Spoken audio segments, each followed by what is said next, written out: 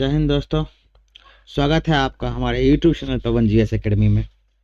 आज का क्लास बहुत ही इम्पोर्टेंट होने वाला है।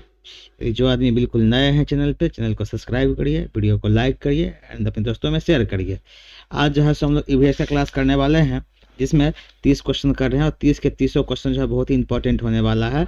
तो बिल्कुल देर नहीं करते हुए जो आप लोग चैनल को लाइक करिए, वीडियो को लाइक करिए, चैनल को सब्सक्राइब करिए। उसके बाद जो है सो हम लोग वीडियो में आगे बढ़ते हैं। ठीक है, उम्मीद करते हैं कि आप लोग को जो है सो इस सेशन से आप लोग को बहुत ज़्यादा फ़ायदा मिलेगा। तो आप लोग बिल्कुल बने रहें इस सेशन में और इसका बहुत ही ज़बरदस्त फ़ायदा मिलेगा हम लोग को। बिल्कुल आप लोग इसमें रहें। ठीक है, और आप लोग लास्ट में जरूर ये बताइएगा कि वीडियो कैसा लगा। आप लोग कमेंट जरूर करा करिए। ठीक है, देखिए सेशन को शुरू करते हैं। देखिए हमारा फर्स्ट सेशन है। देखिए मतलब आपका सेशन का फर्स्ट क्वेश्चन है कि निम्नलिखित में से कौन से प्राथमिक स्तर पर पर्यावरण अध्ययन में आकलन के लिए उपकरण और तकनीकें हैं। देखिए इसमें से बताना है कि कौन सा प्राथमिक स्तर पर, ध्यान रखना क्या पूछ रहा है, प्राथमिक स्तर पर जो है कौन सा पर्यावरण अध्ययन में आकलन का उपकरण या तकनीक है, ये आपको बताना है। देखिए इसका जो करेक्ट आंसर आपको होने वाला है, इसका करेक्ट आंसर आपका होगा ऑप्शन नंबर सी। क्या होगा? ऑप्शन नंबर सी जो है सो यहाँ पे आपका करेक्ट आंसर होगा।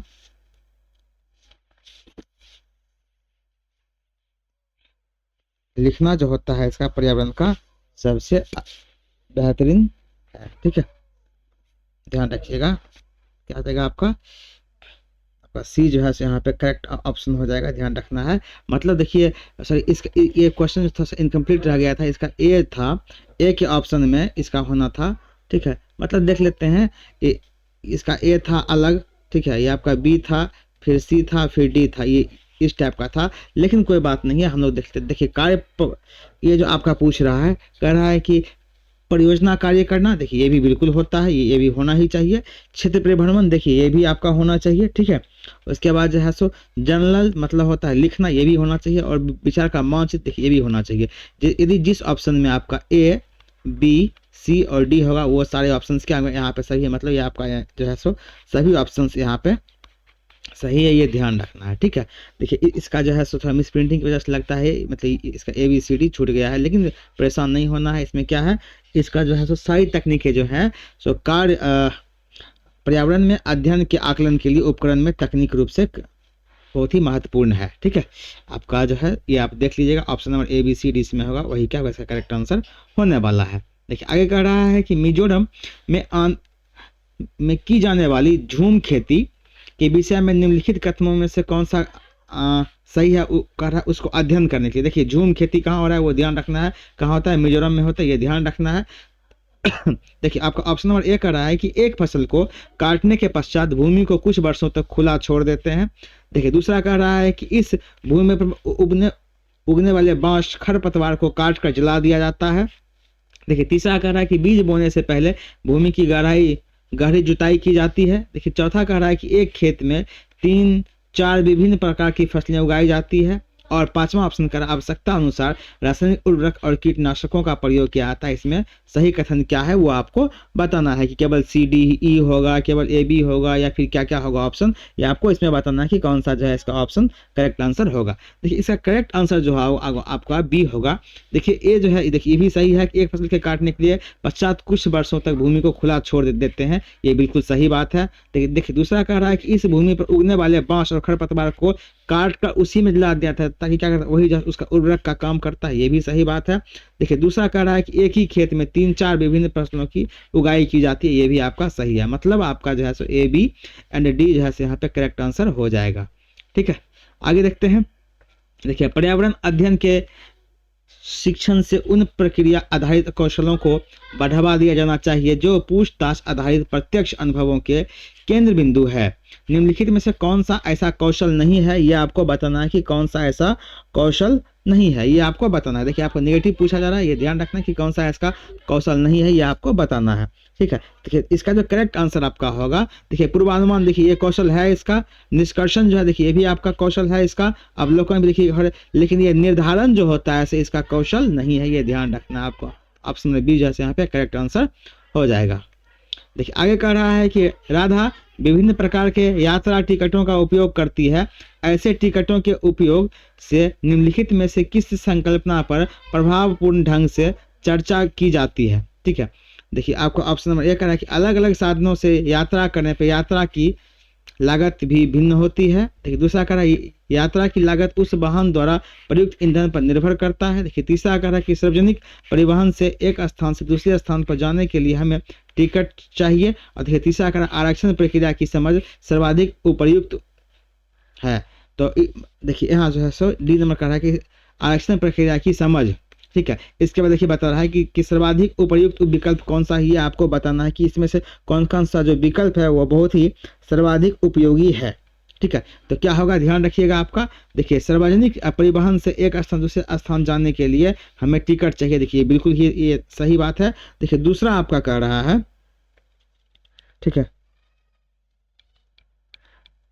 दूसरा आपका कह रहा है ध्यान रखिएगा कि अलग अलग साधनों से यात्रा करने पर यात्रा की लागत भी भिन्न भिन्न होती है। देखिए ये भी बिल्कुल सही है, मतलब ए और सी जो है यहाँ पे करेक्ट आंसर, मतलब ऑप्शन नंबर सी जो है यहाँ पे आपका क्या होगा, करेक्ट आंसर हो जाएगा। ठीक है, आगे देखते हैं। क्वेश्चन नंबर 5 कह रहा है कि प्राथमिक कक्षाओं के विद्यार्थियों को मानचित्र शिक्षण के लिए निम्नलिखित में से कौन सी युक्ति सर्वाधिक उपयुक्त प्रतीत होती है। ये आपको बताना है कि नीचे दिए गए कौन सी युक्ति जो है सो सर्वाधिक उपयुक्त होती है, यह बता। देखिए कह रहा है अब क्या कि अध्यापक द्वारा श्यामपट्ट पर मानचित्र बनाना तथा शिक्षार्थियों को विभिन्न स्थानों की स्थिति बताने को। ठीक है, देखिए दूसरा कह रहा है कि शिक्षार्थियों को निर्देश देना कि वे घर से भारत का मानचित्र लेकर आए। ठीक है, देखिए तीसरा कह रहा है शिक्षार्थियों को एटलस दिखाना और विभिन्न स्थानों की स्थिति बताने के लिए कहना। देखिए डी कह रहा है कि शिक्षार्थियों की सहायता करना कि वे अपने ही संकेतों का उपयोग करते हुए अपने निकटतम परिवेश का मानचित्र बनाएं और वस्तुओं की सापेक्ष स्थिति और दिशा का ध्यान केंद्रित करें। यह आपका ऑप्शन नंबर डी जो है यहाँ पे क्या होगा, बिल्कुल ही करेक्ट आंसर होगा, ताकि बच्चे जैसे सामाजिक रूप से अच्छे तरीके से परिपक्व हो पाए। ठीक है, तो उम्मीद करते हैं इसका आंसर डी है, बिल्कुल आप लोग समझ गए होंगे। तो आगे हम लोग बढ़ते हैं।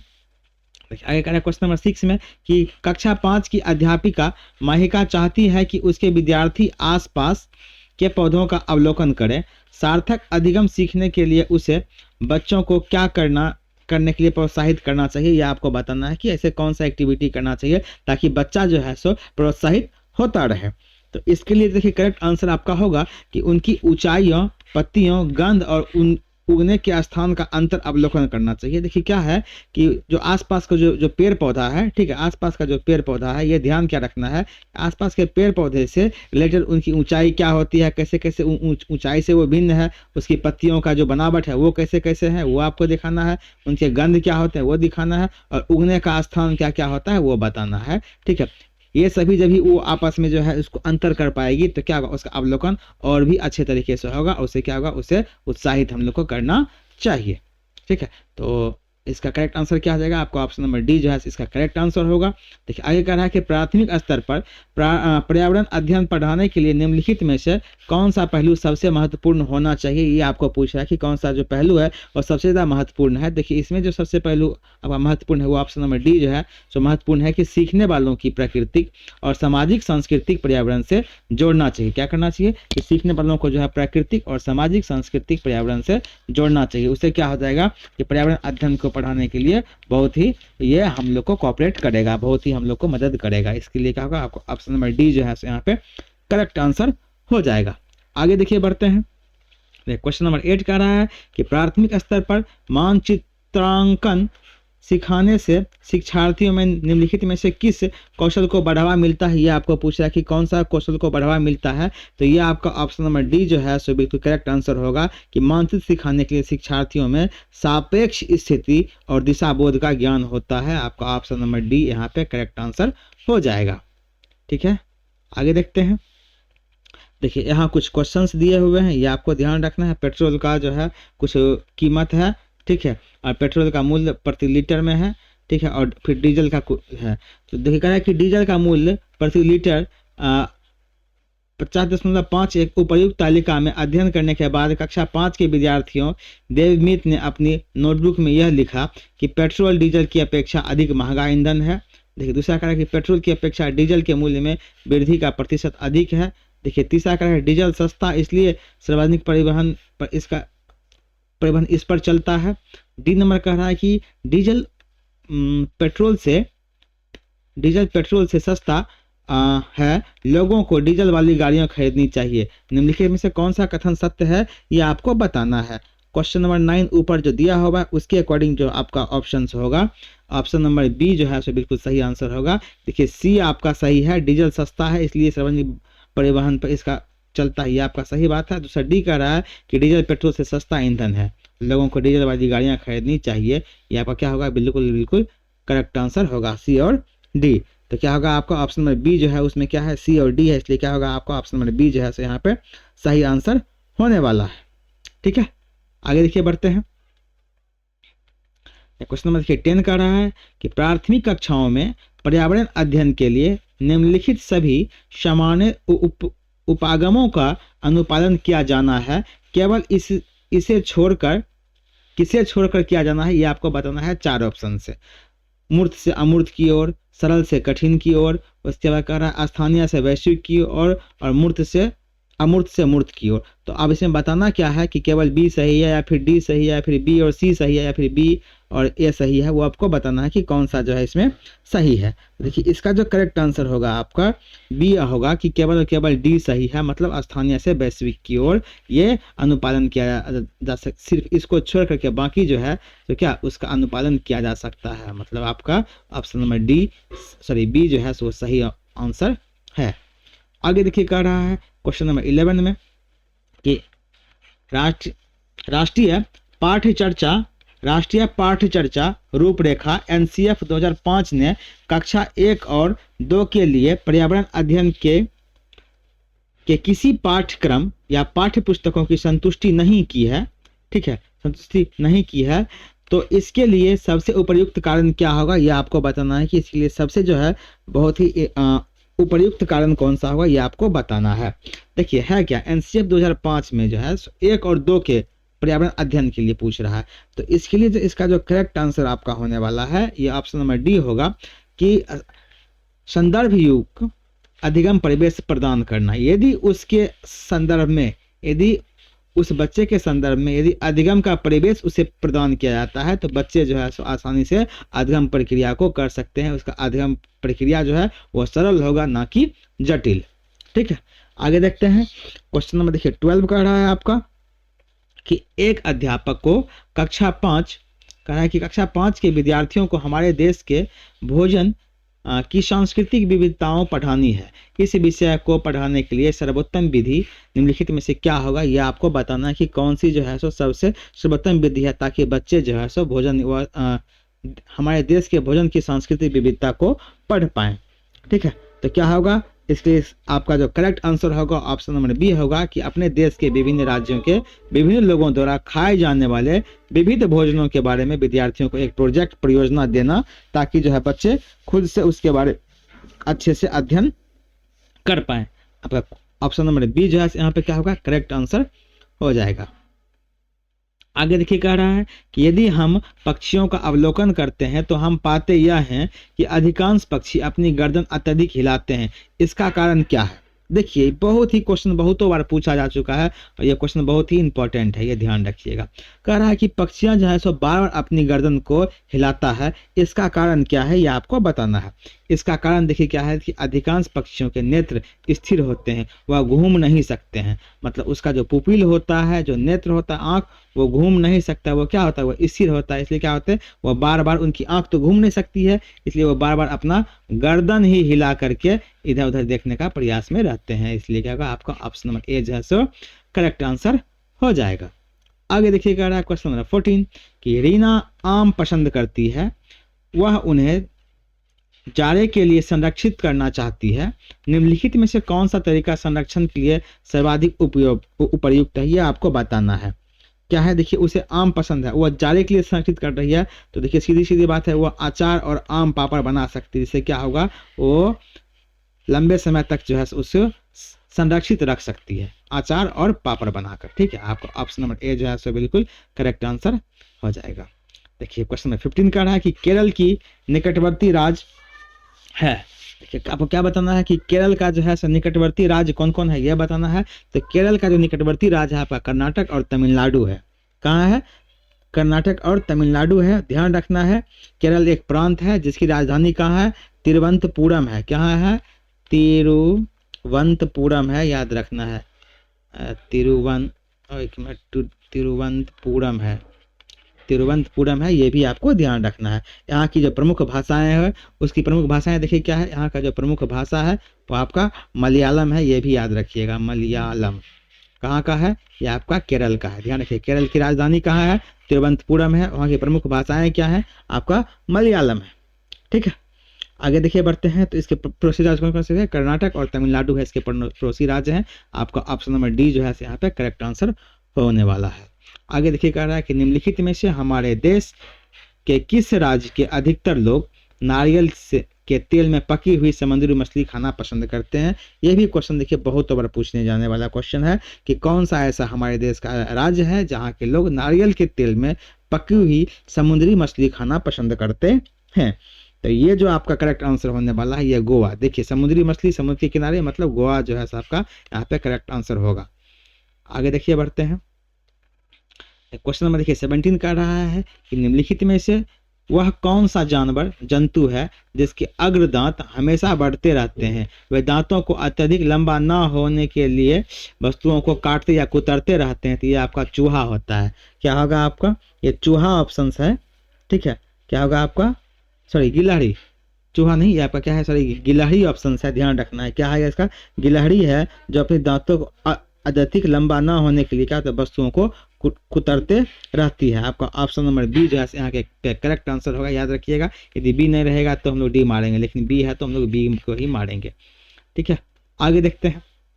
कह रहा है कि कोई किसान उर्वरक और कीटनाशकों का उपयोग करके अपने खेतों में बार बार धान की फसल उगा रहा है। ऐसा करने से उसके खेतों की मृदा क्या हो जाएगी, वो आपको बताना है। तो ऐसा करने से क्या होता है? खेतों जो है सो बंजर हो जाएगी। क्या हो जाता है? उसकी उर्वरक शक्ति खत्म हो जाएगी और खेत क्या हो जाएगा? हमारा बंजर हो जाएगा। ऑप्शन नंबर सी जो है यहाँ पे करेक्ट आंसर हो जाएगा। आगे देखिए कह रहा है कि रेगिस्तानी ओक के बारे में निम्नलिखित कथनों का अध्ययन करने के लिए कह रहा है कि ये आपको रेगिस्तानी ओक, देखिए ये भी बार बार पूछा हुआ क्वेश्चन है, ये भी ध्यान रखना है। क्या कह रहा है कि रेगिस्तानी ओक एक वृक्ष है जिसकी ऊंचाई हमारी कक्षा के कमरे के लगभग बराबर अर्थात 4 मीटर के आसपास होती है। दूसरा कह रहा है कि वृक्ष की जड़ें नीचे वृक्ष की ऊंचाइयों की लगभग 30 गुनी गहराई तक जमीन के भीतर की जाती है तथा पानी तक ना पहुंच पाए। देखिए तीसरा कह रहा है इस वृक्ष के तने में पानी एकत्रित होता है। अब चौथा कह रहा है यह वृक्ष आबू धाबी में पाया जाता है। इनमें से सही कथन कौन सा है, ये आपको बताना है कि सही कथन कौन सा है। देखिए सही कथन कौन सा है? देखिए आपका ये देखिए सही है। आपका रेगिस्तानी ओक एक वृक्ष है जिसकी ऊंचाई लगभग 4 मीटर के आसपास होता है। देखिए दूसरा आपका बी भी सही है कि इस वृक्ष की जड़ें नीचे होती है, लगभग 30 गुनी होती है। और सी जो है इस वृक्ष के तने क्या होता है? आपके पानी में इस वृक्ष के तने में क्या होता है? आपका पानी एकत्रित होता है, ये भी सही है। लेकिन ये आबू धाबी में पाया जाता है, ये गलत है। इसलिए क्या होगा आपका ए बी सी, आपका ऑप्शन नंबर डी जो है यहाँ पे करेक्ट होने वाला है। आगे देखिए बढ़ते हैं क्वेश्चन नंबर 20 की तरफ। देखिए क्या कह रहा है कि कोई व्यक्ति 2/1/2015 को मडगांव से नागरकोल जाने के लिए रेलगाड़ी में बैठा। रेलगाड़ी 10:45 बजे माडर गांव से चली और अगले दिन अर्थात 3/1/15 को 4:45 बजे नागरकोल पहुंच गई। यदि इन दोनों स्टेशनों के बीच की दूरी 140 किलोमीटर है तो रेलगाड़ी की औसत चाल क्या होगा? ये आपको बताना है कि रेलगाड़ी की औसत चाल क्या होगा। देखिए हमको समझना क्या है सबसे पहले। देखिए कितने बजे चला? देखिए 7 बज के जो है 7:45, एक मिनट रुक जाइए। हाँ कहाँ भाग गया? हाँ देखिए क्या हो रहा है कि आपका देखिए 7:45 से शुरू हुआ और पहुंचा कितना? 4:45 पे। तो क्या करना है? तो देखिए कितना घंटा लगा था वो देख लेते हैं। देखिए इसको घटा दीजिए तो क्या हो जाएगा आपका 0 और ये हो गया आपका कितना?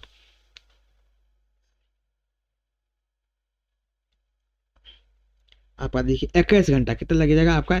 21 घंटा। देखिए क्योंकि देखिए सेम देखिए 12-24 घंटा हो जाएगा, फिर अगले बाद ना हो जाएगा, इसलिए क्या होगा आपका ये 21 घंटा होगा। क्योंकि देखिए 7:45 मंडगांव से 2/1 को चल रहा है, ध्यान रखिएगा 2/1 और 2015 को चल रहा है और अगले दिन देखिए 3 तारीख को पहुंच रहा है।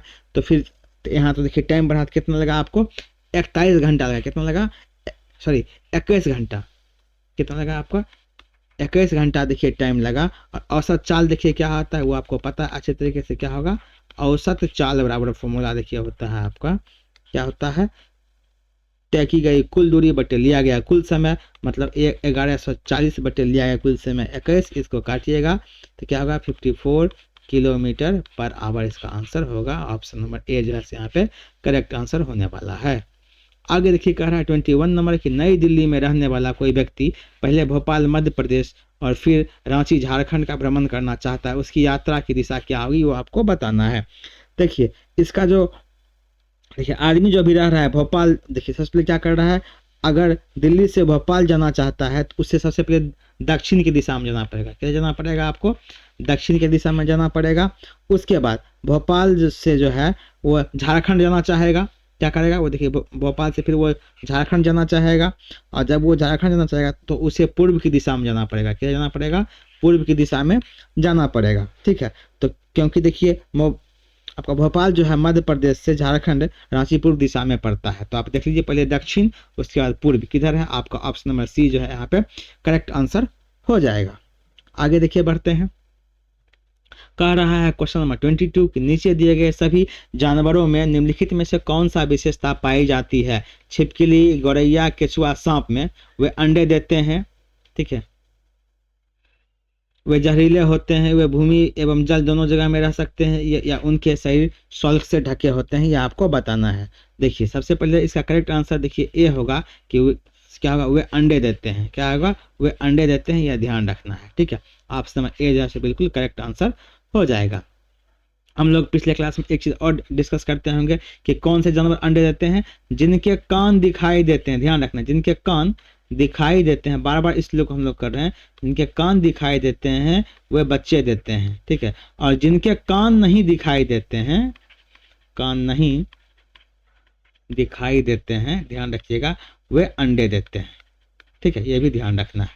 आगे देखिए बढ़ते हैं, क्वेश्चन नंबर 23 आपका कह रहा है कि प्राथमिक स्तर पर पर्यावरण अध्ययन के लिए शिक्षण में कहानियां और कविताओं का प्रभावी ढंग से उपयोग किया जा सकता है। पर्यावरण अध्ययन में इनके उपयोग का प्रमुख उद्देश्य क्या होगा, यह आपको बताना है कि कौन सा इसका जो है प्रमुख उद्देश्य होगा। इसका करेक्ट आंसर आपका ऑप्शन नंबर बी होगा कि सीखने के लिए संदर्भगत वातावरण प्रदान करना क्या होगा, इसके लिए सबसे इंपॉर्टेंट होने वाला है, आपका ऑप्शन नंबर बी यहाँ पे करेक्ट आंसर हो जाएगा। आगे देखिए कह रहा है कि एक प्राथमिक स्तर की अध्यापिका जलभाव के विषय पर अपने कक्षा 4 की बच्चों की भावपूर्ण तरीके से किस प्रकार आंकेगी, ये आपको बताना है कि किस प्रकार जो है कक्षा 4 के बच्चों को प्रभावपूर्ण तरीके से आंक पाएगी, मतलब उसका जो है सो कह सकते हैं कि मतलब उसको जो है सो वो टेस्ट कर पाएगी, ये आपको बताना है। तो इसमें जो करेक्ट आंसर आपका होने वाला है वो सी है कि यह पता करके कि उन्हें अपने दैनिक जीवन में जल की बचत कैसे प्रारंभ की है, या जब हमको ये हो जाएगा तो उससे हमारा पता चल जाएगा कि उसे जलाभाव के बारे में कितना जानकारी है। आगे देखते हैं, क्वेश्चन नंबर 25 कह रहा है कि हमारे प्रधानाचार्य ने आपको कहा, आपके प्रधानाचार्य ने आपको कहा कि कक्षा 4 के विद्यार्थियों को शैक्षिक अवलोकन यात्रा के लिए ले जाएं। इस अवलोकन यात्रा को सार्थक बनाने के लिए आप अपनी योजना में क्या सम्मिलित करेंगे, यह आपको पूछा जा रहा है कि आप जो है इस योजना में क्या सम्मिलित करेंगे। इसके जो आपका करेक्ट आंसर होने वाला है कि वह क्रियाकलापों की स्तरीकृत सीट उस स्थान के बारे में तैयार करना और प्रामाणिक तथा सार्थक अध्ययन के लिए उस विद्यार्थियों के साथ यात्रा से पूर्व साझा करना, यह क्या हम लोग को करना चाहिए। आपका ऑप्शन नंबर ए जो है सो करेक्ट आंसर हो जाएगा। देखिए क्वेश्चन नंबर 26 कह रहा है कि प्राथमिक स्तर पर वातावरण अध्ययन के आकलन में निम्नलिखित में से कौन सा सांकेतिक उपयुक्त नहीं है, ये आपको बताना है कि कौन सा जो है सो सही तरीके से इसके लिए उपयुक्त नहीं है। ऑप्शन नंबर सी जो है सो यहाँ पे करेक्ट आंसर होगा कि न्याय क्या है, ध्यान रखना है क्या है आपका, इसके ऑप्शन नंबर सी जो है यहाँ पे करेक्ट आंसर होने वाला है कि न्याय के लिए, ठीक है, न्याय के प्रति न्याय और समानता के प्रति चिंता करना जो है सो बिल्कुल इसके लिए प्रयुक्त नहीं है, ये ध्यान रखना। ये जो है मिस प्रिंटिंग हो चुका है, ये गलत है, ठीक है। क्या होगा आपका ऑप्शन नंबर सी जो है यहाँ पे करेक्ट आंसर होने वाला है। चलिए आगे देखिए बढ़ते हैं।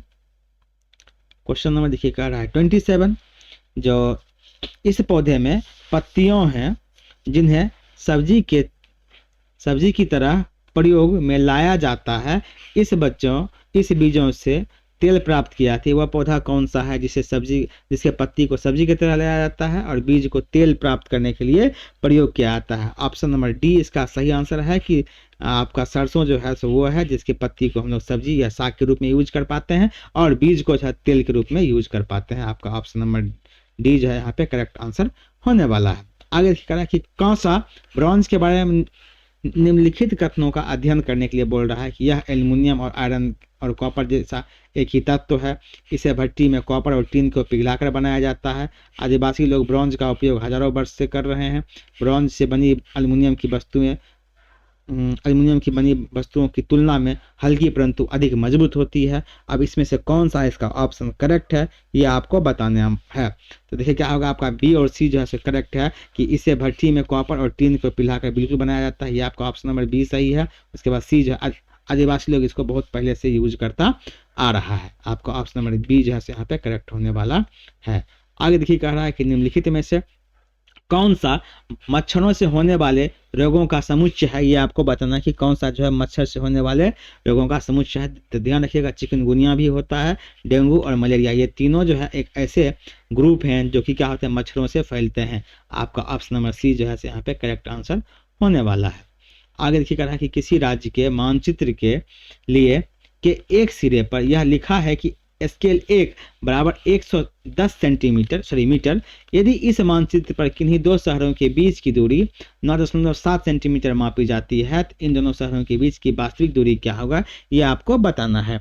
तो देखिए सिंपल सा बात है, क्या लिखा है कि 1 सेंटीमीटर इक्वल्स टू 110 मीटर लिखा हुआ है। तो देखिए तो करना क्या है आपको, सिंपल तरीका क्या है आपको कि अब इसके बीच की देखिए दूरी कितना है 9.7 सेंटीमीटर कह रहा है ना, कितना कहा जा रहा है 9.7 सेंटीमीटर। तो बस करना हम लोग को यही है, तो क्या करना है 9.7 सेंटीमीटर है तो 9.7 गुने 110 कर देंगे हम लोग। तो क्या हो जाएगा आपका 10 आपका हो जाएगा 1067 जो है, एक मिनट रुक जाइए थोड़ा सा, एक मिनट क्लास गया, डिस्टर्बेंस हो, आप लोग बने रहिए, थोड़ा सा लास्ट का क्लास था गड़बड़ हो जाएगा, वैसे में बस लास्ट ही सेशन था।